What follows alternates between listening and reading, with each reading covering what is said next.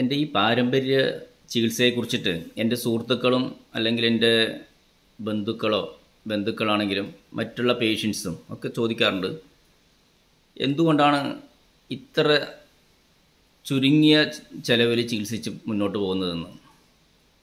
കാരണം വന്ധ്യതാ ചികിത്സ ലക്ഷങ്ങളുടെ ബിസിനസ്സാണ്. ശരിക്കും ഇന്നത്തെ കാലത്ത് ബിസിനസ് എന്ന് വേണമെങ്കിൽ പറയാം. ലക്ഷങ്ങളുടെ ബിസിനസ്സാണ് ഹോസ്പിറ്റലിൽ നടക്കുന്നത് ഈ വന്ധ്യതാ ചികിത്സയിലൂടെ. പക്ഷേ ഈ വന്ധ്യത എന്നത് ഒരു അവസ്ഥ, അത് അനുഭവിക്കുന്നവർക്കേ അതിൻ്റെ തീവ്രത എന്താണെന്ന് അറിയുള്ളൂ. കാരണം വന്ധ്യതാ ചികിത്സയിലൂടെ മുന്നോട്ട് പോകുന്ന ഒരു വന്ധ്യതാ രോഗിക്ക് മാനസികമായ പ്രശ്നങ്ങളും മാനസികമായ തകർച്ചയും ശാരീരികമായ തകർച്ചയും സാമ്പത്തികമായ തകർച്ചയും ഉണ്ടാകുന്നു എന്നുള്ളത് ഒരു വ്യക്തമായ സത്യമാണ്.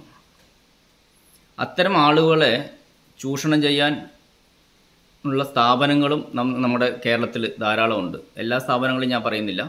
ഒരുപാട് സ്ഥാപനങ്ങൾ ഈ ഇൻഫെർട്ടിലിറ്റി രോഗികളെ ചൂഷണം ചെയ്തുകൊണ്ട് മുന്നോട്ട് പോകുന്ന ധാരാളം സ്ഥാപനങ്ങൾ എനിക്കറിയാം. 4, 5, 6 തവണ IVF ചെയ്ത് 15, 20, 25 ലക്ഷം വരെ ചിലവാക്കിയ രോഗികളെ എനിക്കറിയാം. എൻ്റെ ചികിത്സയെ സംബന്ധിച്ചിടത്തോളം ആദ്യത്തെ മാസത്തേക്ക് 15 വർഷമായാലും 20 വർഷമായാലും 5, 6 IVF കഴിഞ്ഞാലും ആദ്യത്തെ മാസത്തേക്ക് 3200 രൂപയുടെ മെഡിസിനും പിന്നെ ഓരോ മാസവും വെറും 850 രൂപയുടെ മെഡിസിൻ മാത്രമാണ് ഞാൻ വാങ്ങിക്കുന്നത്. ഇതെന്തുകൊണ്ടെന്നാൽ ഞാൻ ചെയ്യുന്നത് ഒരു പാരമ്പര്യ ചികിത്സയാണ്. 9 തലമുറ മുമ്പ് എൻ്റെ മുത്തശ്ശന് ഒരു ബുദ്ധസന്യാസി കൊടുത്തിട്ടുള്ള അറിവിൽ നിന്നാണ് ഈ പാരമ്പര്യം ഉടലെടുത്തത് എന്നാണ് ഞങ്ങൾ വിശ്വസിക്കുന്നത്. അന്ന് അങ്ങനെ ആ ഒരു അറിവ് എൻ്റെ മുത്തശ്ശന് 9 തലമുറമുള്ള മുത്തശ്ശന് കൊടുക്കണമെങ്കിൽ അദ്ദേഹം ഒരു സത്യസന്ധനായതുകൊണ്ടും അത് കച്ചവടവൽക്കരിച്ച് ഭാവിയിൽ അതിനെ വലിയൊരു ബിസിനസ്സാക്കി മാറ്റില്ല എന്ന ഉത്തമ ബോധ്യമുള്ളതുകൊണ്ടായിരിക്കും അദ്ദേഹത്തിന് ഈ അറിവ് കൊടുത്തിട്ടുണ്ടാവുക. 9ാം തലമുറയിൽ എത്തി നിൽക്കുന്ന ഞാൻ ഈ ചികിത്സയെ ധാരാളം രോഗികൾക്ക് നൽകുകയും ആയിരക്കണക്കിന് ദമ്പതികൾക്ക് കുട്ടികളുണ്ടാവുകയും ചെയ്യുന്നു. അതും ഈ കാലത്ത് ശാസ്ത്രം പുരോഗമിച്ച് IVFലെത്തിയപ്പോഴും IVFനും മുകളിൽ ഈ 850 രൂപയുടെ മരുന്ന് കൊടുത്ത് സന്താനഭാഗ്യം നൽകാൻ എൻ്റെ പാരമ്പര്യത്തിന് കഴിഞ്ഞിട്ടുണ്ടെങ്കിൽ അതാണ് എൻ്റെ ഏറ്റവും വലിയ വിജയം. ഒരു മാസം ഒരു സാധാരണക്കാരനായ ഒരു വ്യക്തി കൂലിപ്പണിക്ക് പോവുകയാണെങ്കിൽ ഒരു മാസത്തെ വന്ധ്യതയ്ക്കുള്ള മരുന്ന് എൻ്റെ കയ്യിൽ നിന്ന് വാങ്ങിച്ച് ചികിത്സ തുടരാമെന്നതാണ്. അത്രയും കുറഞ്ഞ ചികിത്സ സാമ്പത്തികമായി നമ്മുടെ ചികിത്സയിലേക്ക് വരുന്നുള്ളൂ, ഈ മരുന്നുകൾക്ക് വരുന്നുള്ളൂ.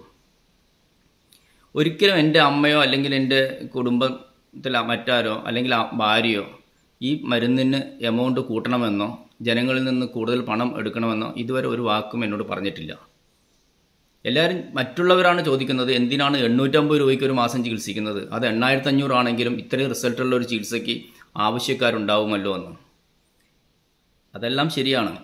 എന്നെ സംബന്ധിച്ചിടത്തോളം ഏതൊരു സാധാരണക്കാരനും ഏതൊരു കൂലിപ്പണിക്ക് പോകുന്ന ഒരാൾക്കും എൻ്റെ ചികിത്സ പ്രയോജനപ്പെടുന്ന രീതിയിലേ മുന്നോട്ട് കൊണ്ടുപോകാൻ എനിക്ക് താല്പര്യമുള്ളൂ. രണ്ടാമത്തെ കാര്യം, ചികിത്സ പരാജയപ്പെട്ടവർക്ക് പോലും എന്നോടോ എൻ്റെ ചികിത്സയോടോ എൻ്റെ പാരമ്പര്യത്തോടോ 1% വിരക്തി ഉണ്ടാവാൻ പാടില്ലെന്ന ഒരു ദൃഢനിശ്ചയം കൂടി എൻ്റെ മനസ്സിലുണ്ട്. അതുകൊണ്ട് തന്നെയാണ് വന്ധ്യതയ്ക്ക് ലക്ഷങ്ങൾ ചെലവാക്കുന്ന വന്ധ്യതാ ചികിത്സകൾ നാട്ടിൽ നടക്കുന്ന ഈ കാലഘട്ടത്തിലും ഞാൻ 850 രൂപയ്ക്ക് വന്ധ്യതയ്ക്ക് ചികിത്സിക്കുന്നത്. ആദ്യത്തെ മാസത്തെ 1 ടൈം മെഡിസിൻ ഉണ്ട്. ആദ്യത്തെ മാസം ശരീരം ശുദ്ധീകരിക്കുന്നതൊക്കെ ആയിട്ടുള്ള പ്രക്രിയകൾക്ക് വേണ്ടിയിട്ടുള്ള മരുന്ന് സ്ത്രീക്കും പുരുഷനും കൊടുക്കുന്നത് കൊണ്ട് ആദ്യത്തെ മാസത്തെയും മാത്രമാണ് 3200 രൂപയുടെ മെഡിസിൻ വരുന്നത്. ബാക്കി എല്ലാ മാസവും വരുന്നത് വെറും 850 രൂപയാണ്. അപ്പോൾ ഞാൻ പറഞ്ഞു വരുന്നത്, നമ്മൾ സമ്പന്നനായി ജീവിക്കുന്നതിനേക്കാൾ നല്ലത് ആരുടെയും ശാപമില്ലാതെ അഭിമാനിയായി ജീവിച്ച് മുന്നോട്ട് പോകുക എന്നതാണ് എൻ്റെ തത്വം. അത് തന്നെയാണ് ഞാൻ എൻ്റെ മക്കളോടും പറഞ്ഞു കൊടുക്കുന്നത്. എൻ്റെ അമ്മയും എൻ്റെ ഭാര്യയും ആ തത്വത്തിൽ കൂടെ തന്നെയാണ് മുന്നോട്ട് പോകുന്നത് എന്ന് എല്ലാവർക്കും അറിയുകയും ചെയ്യാം. അപ്പം ഞാൻ പറഞ്ഞു വരുന്നത്, ഈ സാമ്പത്തികം കൂടിയതുകൊണ്ട് നമ്മൾക്ക് എന്താണ് പ്രത്യേകിച്ചൊരു ഗുണം? ഞാൻ ഇന്ന് ജീവിക്കുന്ന ചുറ്റുപാടുകൾ ഒരു ശരാശരി മനുഷ്യന് ജീവിക്കുന്നതിനേക്കാൾ ഒരു പടി മുന്നിലാണ് ഞാൻ ജീവിക്കുന്നത്.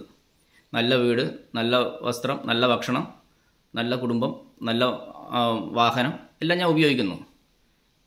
ഇനിയും കൂടുതൽ കാശ് കിട്ടിയാലും ഇത് തന്നെയാണല്ലോ എനിക്ക് മുന്നോട്ട് കൊണ്ടുപോകാൻ പറ്റുള്ളൂ. അപ്പം ഉള്ളതിൽ എപ്പോഴും തൃപ്തനാവാൻ നമ്മൾ ശ്രമിക്കുകയാണ് വേണ്ടത്. അപ്പോൾ മറ്റുള്ളവൻ്റെ സാമ്പത്തികം ആഗ്രഹിച്ചുകൊണ്ട് മുന്നോട്ട് പോകുന്നതിനേക്കാൾ നല്ലത് ആരുടെയും ശാപമില്ലാതെ എല്ലാവരുടെ അനുഗ്രഹത്തോടു കൂടി നല്ല രീതിയിൽ നമ്മൾക്ക് മുന്നോട്ട് പോവുകയാണെങ്കിൽ അത് നമ്മളുടെ ഭാവി തലമുറയ്ക്ക് കൂടിയിട്ട് അതൊരു പോസിറ്റീവായിട്ടും ഫലിക്കുമെന്നതിൽ യാതൊരു സംശയവും വേണ്ട.